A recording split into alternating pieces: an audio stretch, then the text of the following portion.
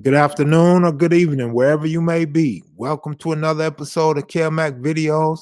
You guys know I don't like to talk about the war stories, and I don't like to glamorize the violence.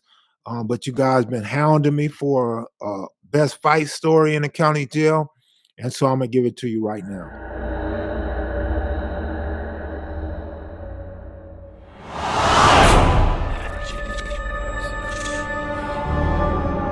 The best fight I seen was Ice from Harlem and Border Rat from Inglewood Family.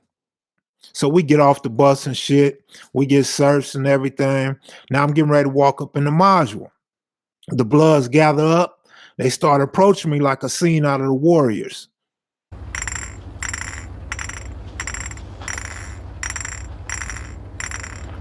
I sail up in there with my bedroll and shit.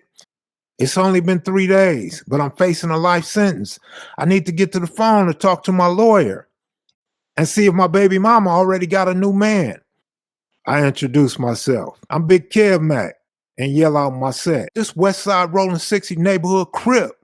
Anybody got a problem with that? We could get down right now. I don't really want to fight. I want to go home. I want to gamble. I want to go to Vegas. I want a steak. I want to get up out of this bitch. But sometimes you got to put your demo down just in case. Head from Six Deuce approached me and was like, "Hey, youngster, I like your style. We need you up in here. Song with the Mexicans up in here. We need you, homie. We need somebody solid like you, man." So anyway, I go to my bunk, put my shit on my bunk, make up my bunk and shit. And I feel somebody staring at me. So I look up, I look to my left, a couple of beds over, this tall, dark nigga with murder braids. You know what I'm saying? Looked like he was really with the shit. And he offered me a soup.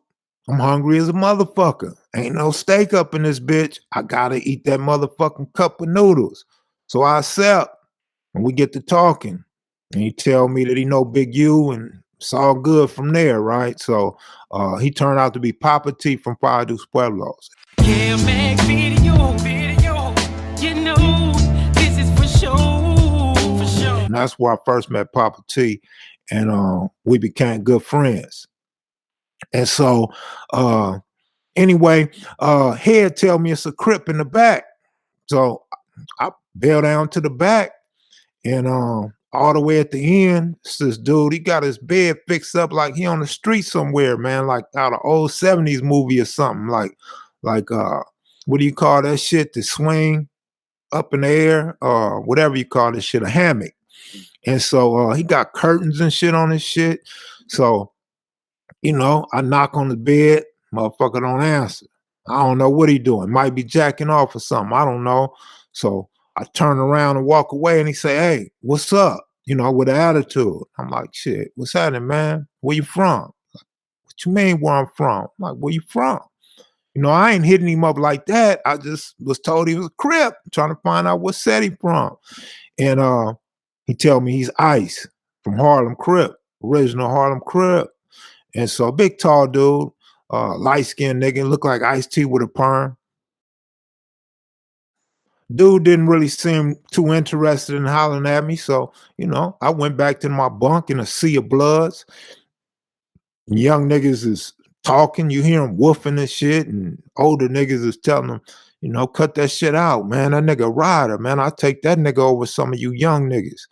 And so you know, I'm cool though. I keep my distance though. I ain't fucking with all them red rags like that. But I fucked with Papa T and Head, and Border Rat come over and introduce himself. You know what I mean? Now this one was Ronald. I think their names is Ronald and Donald. This one was Ronald, short dude, kind of solid, and told me he lived in Ladera on like La Brea and 62nd or something like that, 60 something.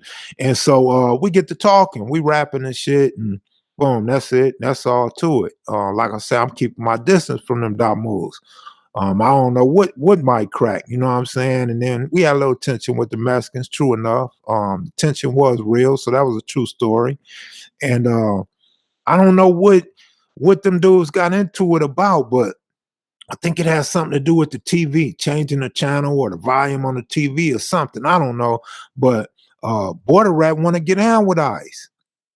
And Damus pile up. It's a bunch of them. Ain't no Crips in here but me and Ice. It's only 2 Crips in the whole module. And so they get down. I don't know what to do, really, because Ice ain't fucking with me, you know what I'm saying? But come on, man, we're going to get smashed by these Damus. But I get a front row seat anyway. I get right up in the front.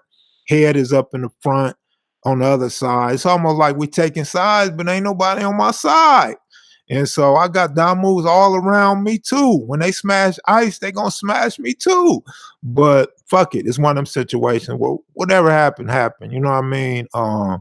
And nothing happened to me. So what happened is they get to squabbling. Boom, boom, boom, blow for blow. I mean, they going at it, heavy punches, hard punches. Now Ice got Border Rat probably, man, by some inches, homie, because Ice was probably like 6'2", maybe. Border Rat probably was like 5'10" or something, 5'9", 5'10" or something like that. But it was a big height difference. And Border Rat was throwing blows, man. I mean, like for real blows. Like the way Ice fought, Ice got down. So Ice like shortened his height to his height. So it was like they was the same height when they was squabbling. And they squabbled up, man. They really squabbled up, and then boom. You know how niggas say all gas and no brakes? It really was all gas and no brakes. Pedal to the metal. These dudes got down. They really, really got down. They performed. Both of them have to be happy with they squabble. And boom, Border Rat dropped. He was out cold. He was on the cement. Nigga, you out like for real out, like some Debo type shit. And Border Rat got up. And everybody was gone by then because Border Rat was out so long, niggas didn't know if he was dead or what.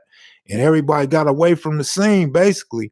And Border Rat got up. The Mexicans were still there. They kept watching TV. They didn't stop watching TV for nobody. It really looked like the Mexicans probably did something to him if you didn't know, because the officer in the front was gone the whole time. He wasn't even around. And so we got away. So when the deputies come, we don't know what happened to Blood. And so Blood get up, he start going crazy. He yelling and shit, look like he yelling at the TV. And I look at the Mexicans looking at him like he's crazy. I mean, he really did seem like he was crazy. And I look over to Papa T and Head and all them other Damus. I think his name was Chubb from P-Stone, from Blackstone.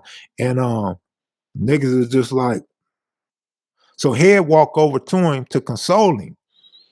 And Border Rat's talking shit like, I told you a nigga didn't want to get down. I told you a nigga don't want to see me, nigga. This 7-7 Border Rat, blah, blah, blah. He going off, right? And Head like, homie, hate to break it to you, but y'all already got down. Like, he don't want to see me. Like, nigga already put you out. So Border Rat like, what? Nigga, for real? And Border Rat look at me like I'm the nigga did something to him. But I don't know what to say to this nigga because we naturally rivals. I don't know what to say to the nigga. I ain't the one that had a fight with him. But I guess he looking at me to see if it really went down or what position I took in this. And so I just shook my head like, yeah, like he fucked you up. And Ice come back down. Border Rat call him out, so Ice come back down. Ice want that fade. You know what I'm saying? He confident in his shit. Looked like he knew karate. Definitely the way he had his hands all like this and shit. Now, I don't like to say who won. Whoever won, won. But what I will say and what I am saying is they got down. They went blow for blow like 2 heavyweight champions. I mean, they really seriously got down. And so they just got down so long, homie. I'm gonna say like 8 minutes. You know what I'm saying? Which is more than 2 rounds of professional boxing. And boom, they both got tired. Both of them got tired. And Ice asked, was it over? And Border Rat was like, nigga, I handle mine. And Ice walked back to his bunk like nothing ever happened. I mean, Ice was light skinned like me, light as a motherfucker, man. Like I say, look like an Ice T type nigga. And he didn't have no bruises or nothing on his face that I remember. And neither did Border Rat. But I bet you one thing, both the motherfuckers was sore and both of them was tired as a motherfucker. And you didn't hear nothing from neither one of them for the rest of that day or that evening because they were so tired. It was crazy though. But for real, that was like the best fight I ever seen. in the county jail in 2000. So I'm gonna just keep that shit 100. As small as Border Rat is or looked, he's a force to be reckoned with, and Ice definitely is a force to reckon with. So props to them two dudes, man. So that's it for this episode of Kev Mac Videos. I will be doing another one about the best fight that I seen in prison, which will be Asian on Asian. Or I might tell you one about a Serrano discipline, some 18th Streets. But that's it. I'm out of here, y'all. Peace.